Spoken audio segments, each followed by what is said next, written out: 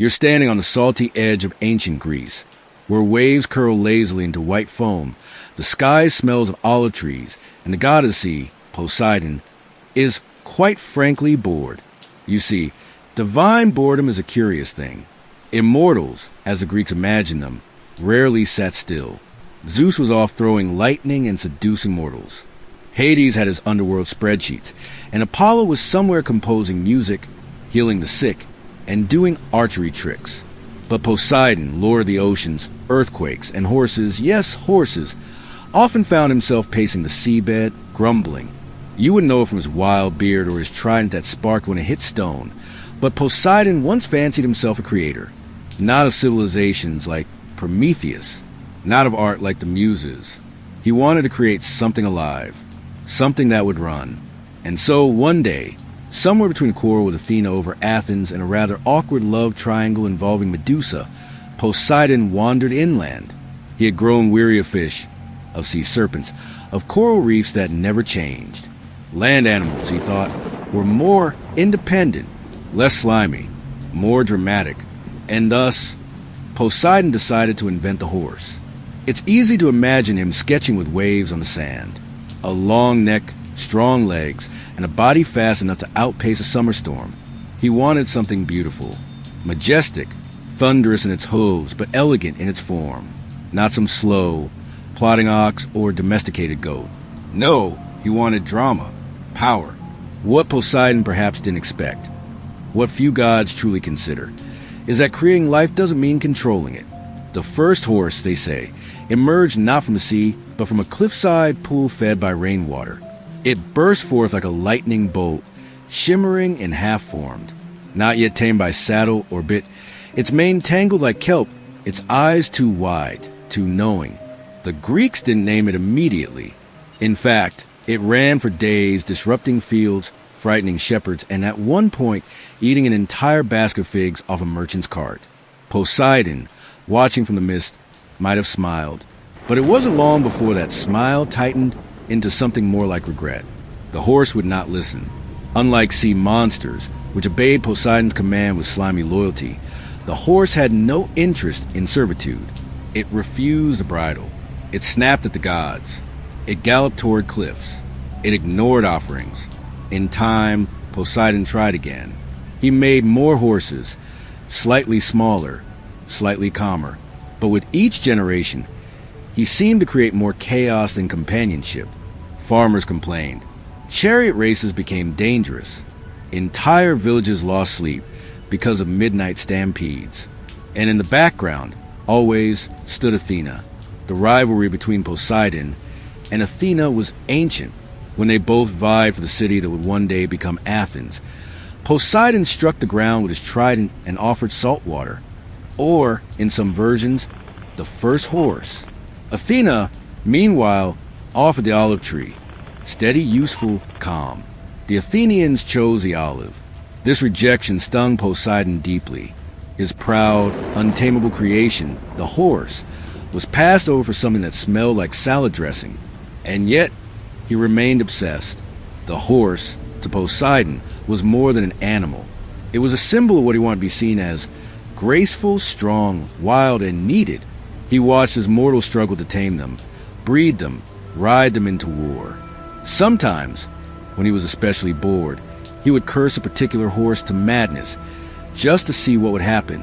Other times, he would bless a foal to run faster than the wind, only to have it stolen by bandits or sold in the agora.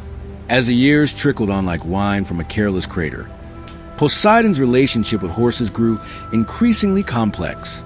He sent them as omens, used them in myths, like the winged horse Pegasus, born not of mare, but from a neck of the beheaded Medusa. Yes, that's how deeply Poseidon was entangled with these creatures. Even his most mythic offspring were birthed not in meadows, but from curses. There were temples built to Poseidon Hippios, Poseidon of horses.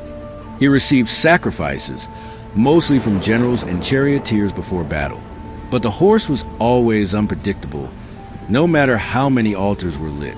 You might wonder, if Poseidon was so powerful, why couldn't he control his own creation? Why invent a creature that so often rebelled? Perhaps that's what makes this story so quietly compelling.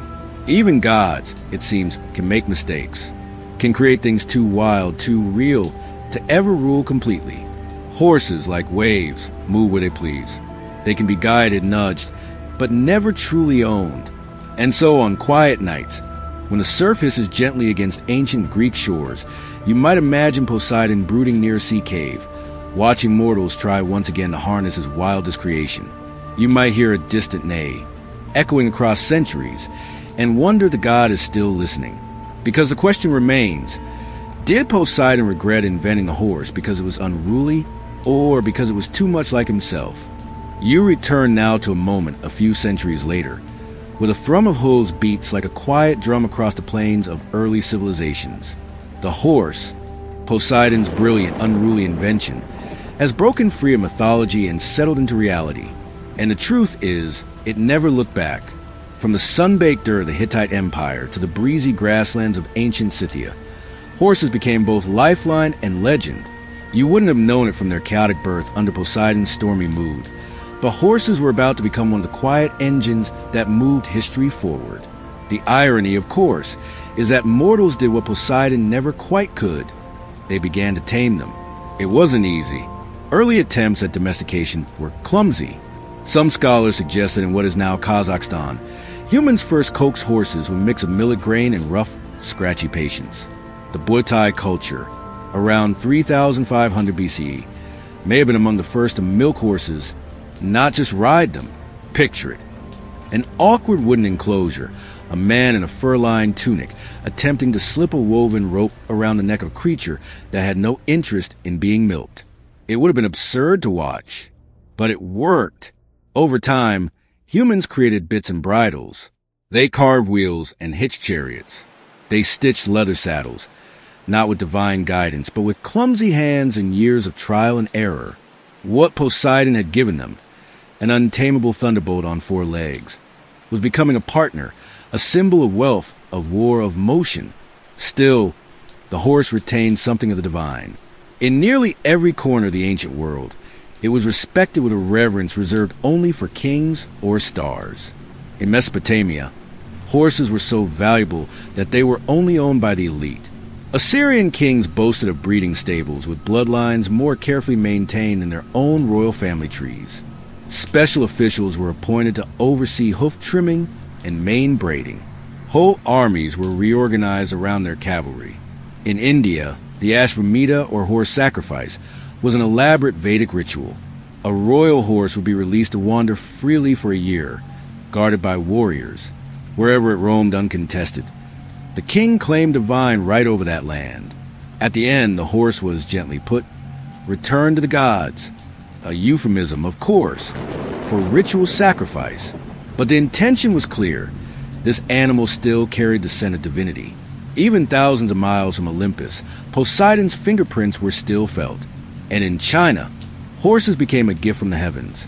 The Han dynasty treasured a breed of fast horses from the Fergana Valley, nicknamed blood-sweating horses, due to a skin condition that made it appear as though they oozed red during battle. Emperor Wu of Han launched entire military campaigns just to acquire them. That's right, they went to war for horses. Even in these earthly efforts to possess and perfect the horse, one problem persisted: control. Horses, though trained, were never easy. They spooked at shadows. They resisted the plow on rainy days. They bolted during parades. Even the most experienced rider could be thrown without warning. You, as a quiet observer of history, might start to notice a pattern. The more mankind tried to shape horses to their needs, the more they revealed the limitations of human will. There's something poetic and slightly sleepy in the way every empire that rose on horseback eventually crumbled on foot. The horse, after all, had no loyalty to maps. Let's drift now to the steppes, vast and wind-bleached, where nomadic tribes like the Scythians, Sarmatians, and later the Mongols lived in rhythm with their herds. These people didn't just use horses, they became them. Horses were their transport, their food, their trade, their memory. Children learned to ride before they could speak in full sentences. Riders slept leaning forward in the saddle, heads nodding with the wind. For the Scythians, their entire warrior culture pulsed to the beat of hoofsteps. Herodotus tells us they drank from the skulls of their enemies. Ghastly, yes, but also that they carried horsehair ropes braided with charms. Their graves often contained not one but dozens of horses buried alongside them, a quiet stampede waiting in the afterlife. Yet even here, in the very hard horsemanship, the animals sometimes refused to obey. Entire hunting parties were lost when herds panicked. Battles were upended by horses spooked by the glare of metal or the hiss of wind. Poseidon's original rebellion echoed on. Then came Greece itself, the land where it all began. In the classical world, horses were everywhere, on vases and friezes, etched into coins. The Olympic Games, first held in 776 BCE, included chariot races so dangerous they made gladiatorial combat look relaxing. Owners were crowned victors, not the drivers. Sometimes the driver died. Sometimes the horse did, but the pageantry continued. Xenophon, the Greek soldier and philosopher, even wrote a manual on horsemanship. In it, he advocated for gentleness, patience, understanding, a surprisingly modern take. He believed a rider should listen to his horse, not just command it. His words still ripple through equestrian circles today, like a soft echo from a marble courtyard long crumbled to dust. And then there's Poseidon again, never far from the stables, it seems. Temples to Poseidon hippios were built near horse-breeding towns. Prayers were offered before races. Offerings were made during droughts, not for water, ironically, but to calm restless animals. The Greeks, in their wisdom, suspected that Poseidon hadn't left horses entirely, that he might still meddle from beneath the surface, nudging a mare into early labor or steering a racehorse ever so slightly off course. You might find this idea strangely comforting, that even in a world of rules and training manuals, there remains something unpredictable, something wild. The horse had become both tool and reminder of divine chaos, of mortal limitation, of the strange line between control and freedom. And yet, with all this reverence, one can't help but wonder, did Poseidon ever feel left out? As humans claimed horses as their own, did he resent it? Or did he feel relieved? Did he watch quietly as his creation found purpose, thinking perhaps it had never belonged to him in the first place?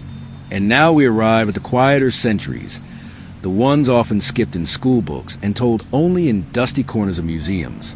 But if you listen carefully, you might still hear the hooves echoing in the background. Lighter now, softer, but still there. As the classical world faded and the empires of Greece and Rome gave way to shifting kingdoms and wandering warlords, the horse remained. It survived the collapse of marble temples, the burning of libraries, the retreat of the gods. Horses did not care if Rome fell. They still needed to be fed, groomed, saddled, and ridden. Poseidon, it seems, took a step back. Not that he vanished. There were still whispered prayers at horse fairs, old myths muttered during storms at sea, and crude seahorse symbols carved into the stables of fishermen who didn't quite want to anger the tides. But gradually, the horse began to live less in the realm of the gods and more in the realm of men. In medieval Europe, the church attempted to cleanse the pagan world, but it could not cleanse the horse. Knights rode them into battle with crosses stitched on their tunics. Monks raised them in monastic farms. Pilgrims depended on them for long, muddy journeys across the countryside. Ironically, the horse became more sacred than ever, not because of Poseidon, but because it serviced Christendom. And yet, under the surface of these religious shifts, the horse retained a glint of mischief. In Norse mythology, there was Sleipnir, Odin's eight-legged horse, who could gallop between worlds. In Celtic legend, there was Epona, the horse goddess, still worshipped quietly even as Christian missionaries built chapels nearby. Horses became symbols not just of speed and power, but of the between gods and men, between life and death, between order and chaos.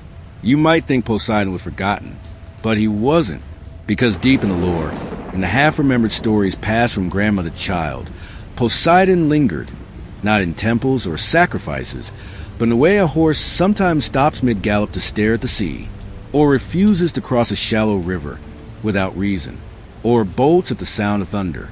These are not mere accidents. The old tales say, These are memories.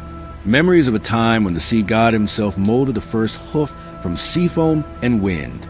And so, even as the modern world arrived, steam engines, combustion cars, electric trains, the horse continued to whisper in parades, in pageants, on battlefields until the very last cavalry charge was swallowed by machine guns and mud. World War I saw horses dragged into the machinery of modern warfare. Over 8 million died in the Great War, ridden into barbed wire, shelled in trenches, starved on long marches. They were no longer mythical. They were beasts of burden, disposable, forgotten. Some said Poseidon wept then, not with waves or whirlpools, but with silence, because it's one thing to be ignored, and another to see your creation suffer without purpose. After the wars, horses were replaced by tractors, by tanks, by buses. They became novelties, racing animals, hobby creatures. The roar of engines silenced clatter of hooves on cobblestones, but not entirely. You'll still find them on quiet farms, in the hands of patient trainers, in sanctuaries and reenactments. And every so often, one might run, not just jog or trot, but run with that same ferocity Poseidon first dreamed of, that flash of wild beauty that made the god fall in love with land for a moment. And it's in those moments when a horse runs not because it's told to, but because it wants to, that Poseidon returns. Maybe not as a bearded god with a trident, but as a feeling, as the scent of sea air far from the ocean, as a pulse in the earth, as a reminder that not everything needs to be understood or controlled or tamed. The horse, unruly, beautiful, unpredictable, is still with us, still thundering through history. And Poseidon, perhaps he no longer regrets creating them. Perhaps he finally understands that the horse, like the sea, was never meant to obey. It was meant to move. So the next time you see a horse, leaning into wind, ears twitching towards something ancient, you might feel a ripple of something old. Not fear, not awe, but recognition. Because some creations, even the gods can't undo. Imagine the Acropolis, long before the marble gleamed, before tourists, before temples, before even the name Athens settled like morning mist over the hills. The city had no name yet, just goats, dust, and the occasional breeze carrying the smell of something ancient waiting to bloom. You're standing there on stony ground when a meeting of gods is about to begin, not the dramatic kind with thunder and vengeance, but something more municipal.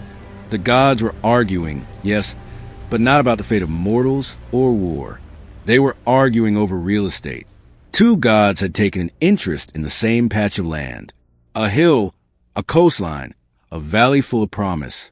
The people who lived there, still early in their civilization, wanted guidance, patronage, a divine protector. The gods in question? Poseidon, lord of the sea, and Athena, goddess of wisdom. Poseidon, as you may recall, was never one for subtlety. He struck the rock with his trident and, in some versions of the myth, summoned forth a spring, salty and impractical, though it looked impressive. In other versions, he created a warhorse, hooves stamping proudly on the ground. Either way, his gift was loud. It said, power. Then came Athena.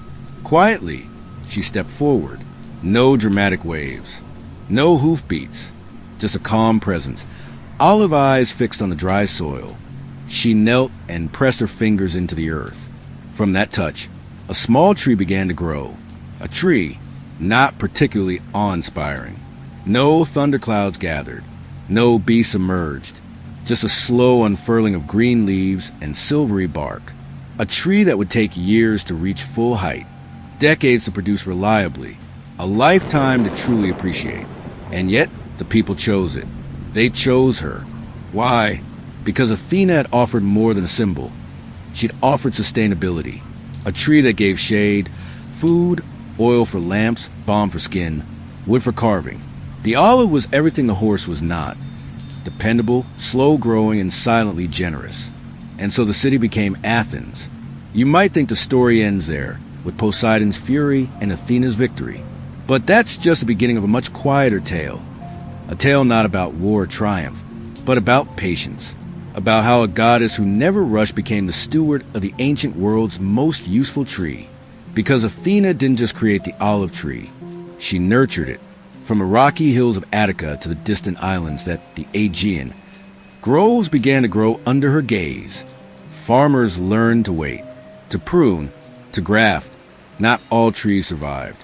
Some were lost to drought, others to blight. But over generations, the olive tree became a quiet backbone of Greek life. And Athena watched it all. Her temples built near groves, her statues often carved with olive wood.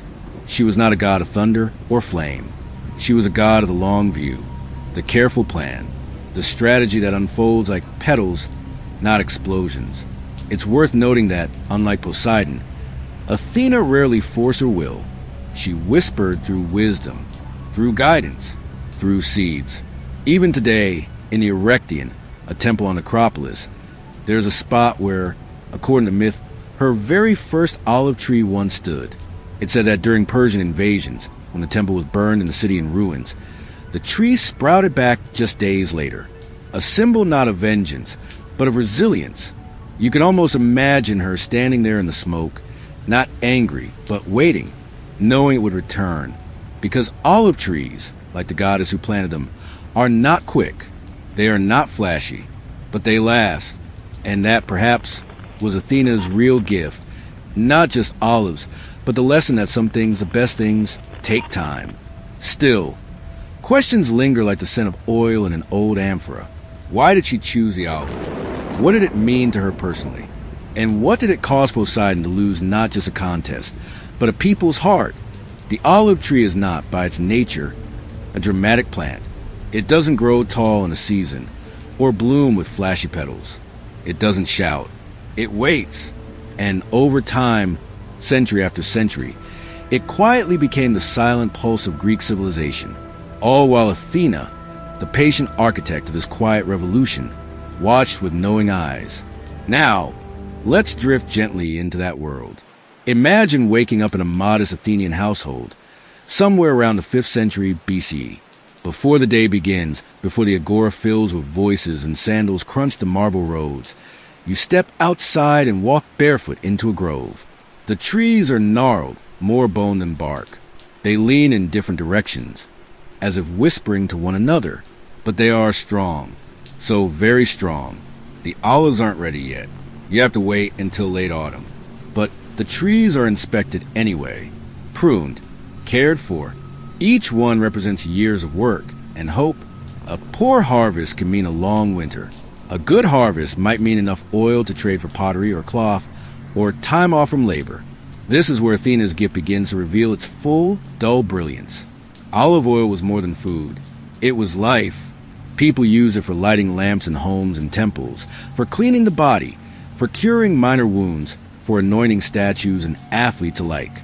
Soldiers carried it in small clay flasks. Traders carried it across the Aegean in great amphorae sealed with wax and marked with the symbol of the owl. 1 tree could feed a family. 10 trees could fund a scholar study. A grove? That was a legacy. The Athenian state understood this. In fact, olive trees were considered so sacred that cutting one down illegally could result in exile, or worse. Officials were appointed to inspect groves and ensure no harm came to Athena's trees. They were not just agricultural assets. They were civic monuments. You might be surprised to learn that these trees were registered like citizens, their locations mapped, their age recorded. A tree that gave good oil might be remembered longer than a poet or a soldier. And once a tree took root, it often remained for hundreds, even thousands of years. Quiet, useful, steady. Athena must have approved. Because what is wisdom, if not the ability to plant something whose fruits you may never see? The olive tree, in its slow growth and generous yield, encouraged precisely the kind of long-term thinking Athena valued. It taught patience, planning, care, and it quietly built an empire. In the grand shadow of Greek theater, sculpture, and philosophy, it's easy to forget that much it was funded by olives. The oil trade linked Athens to Egypt, to Phoenicia, to the distant Etruscans of Italy. Wealth flowed in, not in gold or conquest, but in jars. Fragile clay jars, filled with greenish gold oil, sealed and stamped with Athena's mark. Meanwhile, in the homes of artisans and farmers, olive oil lit the lamps that allowed work after dark. It preserved herbs, softened bread, and soothed cracked skin. In temples, it was poured over altars. In sports, it was rubbed onto bodies before competitions, then scraped off in rituals of purification. In funerals, it anointed the dead. All this, every flicker of lamplight, every act of cleansing or blessing, was a quiet thanks to the goddess who never demanded worship, but always deserved it. Athena didn't just give a tree. She gave a rhythm. One harvest followed another. One trade route opened while another closed. Philosophers spoke under groves. Orators walked among their trunks, practicing speeches. Students learned arithmetic in the shade. Poets wrote about love and war by olive firelight. Even politics, that famously loud part of Athenian life, owed something to the olive. The revenue from oil exports funded public offices, stipends for jurors, payment for soldiers. The very mechanics of democracy were lubricated by olives. But Athena never bragged. Unlike other gods, she didn't demand temples the size of mountains. She didn't throw tantrums when forgotten. She simply remained, present, watchful, her presence woven into daily life like the fine threads of a peplos robe. And yet, not all was peace. There were wars. The Peloponnesian conflict raged for decades. Fields burned, trees were lost, trade routes collapsed. But even then, the olive endured. It was replanted, tended, smuggled across enemy lines. Because people understood, to lose an olive tree was to lose part of the future. And somewhere in the quiet of Olympus or a shaded grove only she could access, Athena surely watched, not with a warrior's fury, but with a strategist's concern. This was not a war for thrones or temples. It was a war over time itself. Would the long work of the olive survive the short violence of man? Still, the tree persisted. Perhaps that's what Athena loved most about it. Not its fruit or its oil or even its utility, but its stubbornness, its refusal to be rushed, its silent resistance. The kind of quiet that doesn't beg to be noticed, but cannot be forgotten. Still, the story is not finished. There remains a question, perhaps the most human one of all. Did Athena love her tree because of what it gave mortals, or because it gave her something the gods rarely feel? Connection. Centuries passed. Civilizations rose, fell, and remade themselves like waves breaking over stone. The Parthenon cracked and crumbled under the pressure of time and conquest. Philosophers who once debated under olive branches faded into memory, but the olive tree remained. Not the same tree, of course. Not always, but descendants. Offshoots. Trees grown from cuttings, from pits carried in clay pots on merchant ships, or tucked in saddlebags during long migrations. Trees that took root in strange soil and somehow still remembered Athena. That's the quiet magic of olive trees. They remember. They are not sacred in the thunderbolt sense. They do not command reverence with fire or spectacle.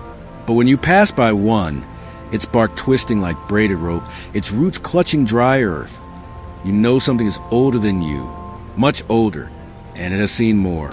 Olive trees were there when Athens fell to Sparta, when it was rebuilt, when Rome swallowed Greece, and then forgot her. They watched as temples returned to churches, then mosques, then ruins. They grew silently during Byzantine prayers, through Ottoman rule, through every reshuffling of borders and names. And though statues of Athena were toppled, her tree never was. Even today, there is an olive tree standing near the Erechtheion, the ancient temple beside the Parthenon. Local legend says it sprang from the same roots as the first one. The one Athena planted during her contest with Poseidon. Is it the same? Of course not.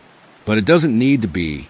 The story, like the tree, is kept alive through care and retelling. Tourists pass it now, without always knowing. It leans a little. Its branches clip to protect them from curious hands. It doesn't shimmer with divine energy. It doesn't perform miracles. But it stands. In the open air, in full view of the Acropolis, it remains. This is what Athena gave the world, not a weapon or a wall, but continuity. Something that connects generations across the unspoken expanse of time. In modern Greece, olive groves still stretch across the hills. The oil still flows, used in cooking, medicine, ritual. Old farmers kneel beside their trees, trimming the branches not because they were taught, but because they remember watching their fathers do it, and their fathers before them. In every bottle of olive oil, in every grove still harvested by hand, Athena whispers, not in commands, but in rhythm. Her lesson was never about victory. It was about returning, planting, waiting, harvesting, repeating. Other gods vanished, faded into myth or symbol. But Athena is still in the kitchen, in the lotion rubbed into tired hands, in the lamp beside a child reading Homer, in the quiet moment when someone tastes a sharp green oil and doesn't quite know why they feel calm.